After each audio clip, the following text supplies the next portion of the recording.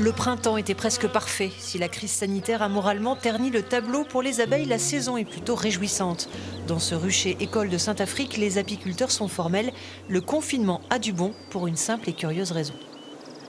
Les bords de route, vous voyez, sur les départementales ou les nationales, les départements ne fauchent plus. Donc du coup, il y a plein de ressources au niveau des fleurs pour les pollinisateurs. Les villes, pareil, ne fauchent plus les ronds-points. Il y a beaucoup moins de fauches, donc beaucoup plus de fleurs. Donc elles trouvent davantage à manger. Donc ça, c'est sûr, elles trouvent beaucoup plus de ressources. À cela s'ajoute une météo idéale. Alternance de pluie et soleil ont favorisé une floraison anticipée. En 2 mots, une nature effervescente.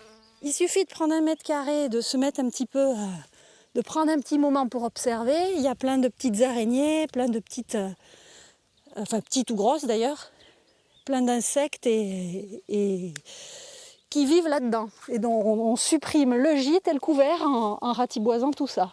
Trèfle violet ou autres trésors colorés, une invitation à observer de tout près et surtout à profiter de cette période pour penser son jardin autrement et prendre sérieusement en compte l'appétit des abeilles.